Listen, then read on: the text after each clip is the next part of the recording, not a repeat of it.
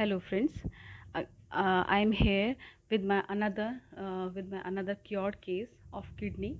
This is the case of the pyelonephritis, means inflammation of the kidney, and this is the acute case.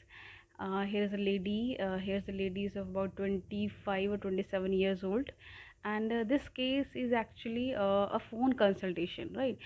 तो वो कोई face to face consultation नहीं था, मैंने उन lady को नहीं देखा था, लेकिन हाँ उनके हस्बैंड ने मुझे कॉल किया and he wants a consultation. फिर मैंने उनकी वाइफ से बात की, तो it was a case of acute nephritis means उनको 2 दिन में ही 2 दिन में ही से ही लास्ट 2 दिन से ही वो एक सीवियर पेन था किडनी में।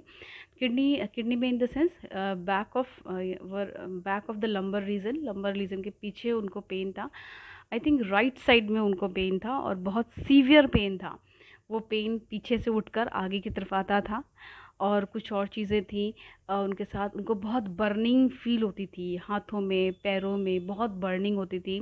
प्यास उन्हें बिल्कुल नहीं लग रही थी। वो कह रही थी हल्का थोड़ी थोड़ी फीवरिश भी हूँ, लेकिन प्यास बहुत नहीं लगी है डॉक्टर साहब, बस पेन बहुत है, रहा नहीं जा रहा।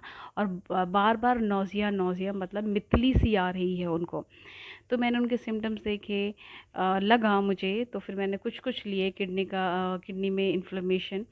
तो फिर मैंने एट एट फर्स्ट साइट में मुझे लगा कि मैंने उनको सल्फ़र प्रेस्क्राइब की, सल्फ़र 200 1 डोज।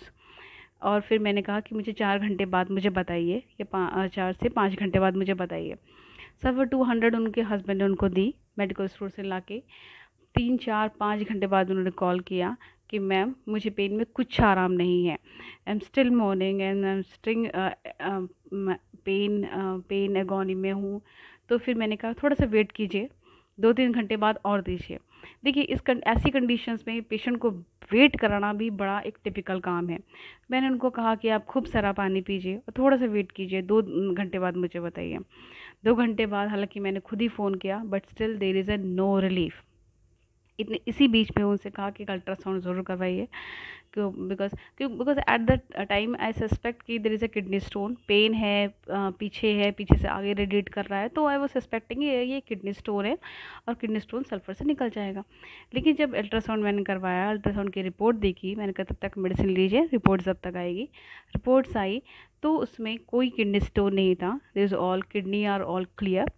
ये था कि राइट किडनी का साइज़ थोड़ा सा बढ़ा था। there is a also there is a edema there, there is a watery feeling थी वहाँ पे। तो आई suspect there is a inflammation। और उसके साथ और एक बहुत बड़ा मार्कर था क्रिटनिन मार्कर, जो हमारा 1.2 इज़ ए मैक्सिमम होता है, वो उनका 2.3 था।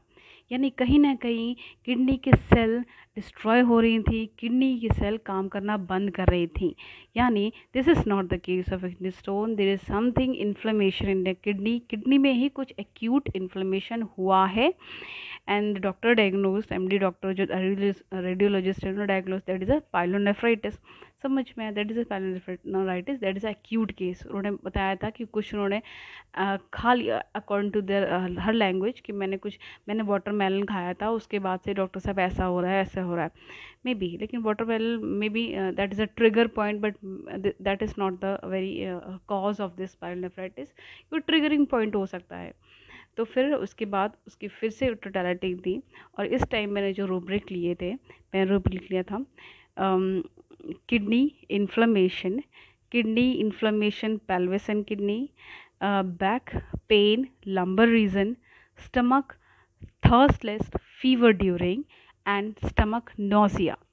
ये सिम्टम लिए थे, 4 5 सिम्टम लिए थे, ठीक है। बाकी मेंटल सिम्टम्स मैं उनको देख नहीं पा रही थी, और ऐसा कुछ मुझे लग भी नहीं रहा था कि वो कोई डिप्रेशन में हो या फिर कुछ भी ऐसी चीज़, ऐसा कुछ नहीं था। वो नॉर्मल थी, जो नॉर्मल पेशेंट ऐसी कंडीशन में बिहेव करते हैं, तो वैसा ही उनका बिहेवियर था। थोड़ी सी डर पेन में थी, तो वही मैंने रूब्रिक्स लिए। उसके बाद जो टोटलिटी निकल कर आई, that was the Apis.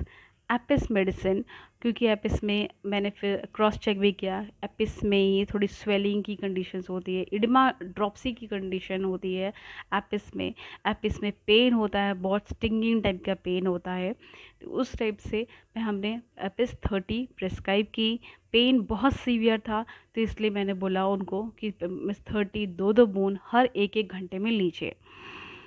Pen, उसके बाद 4 घंटे बाद जब उनका फ़ोन आया कि मैडम पेन कम है लेकिन फ़ीवर चढ़ गया, राइट। अब फीवर के लिए क्या करें मैडम, तो ये सही तो नहीं। तो थोड़ा सा डाउट आपको लग सकता है कि देखिए जब पेन गया उसका, लेकिन उसकी बॉडी में फ़ीवर आया, फ़ीवर बढ़ रहा था, तो ये एक अच्छा सिम्टम होता है। अगर फीवर आ रहा है, आपकी बॉडी डिफेंस कर रही है, तो this is a good symptom.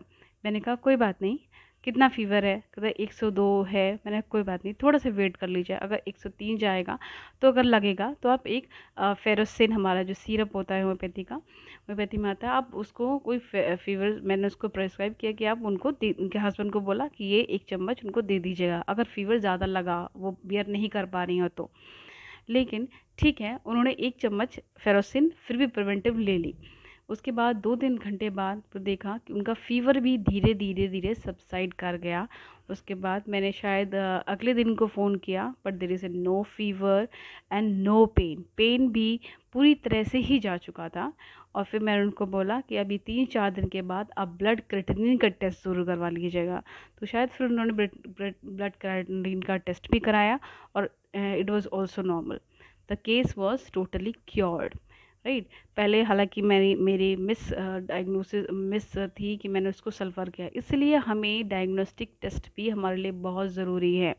हमें प्रेजुडाइज नहीं होना चाहिए। मैंने सस्पेक्ट किया कि किडनी स्टोन होगा, तो मैंने वो सब देख के उनको मेडिसिन भी दे दी फॉर द टेम्परेरी बिंग, लेकिन एडवाइस किया अल्ट्रासाउंड करवाओ, and the case was totally cured. Thank you.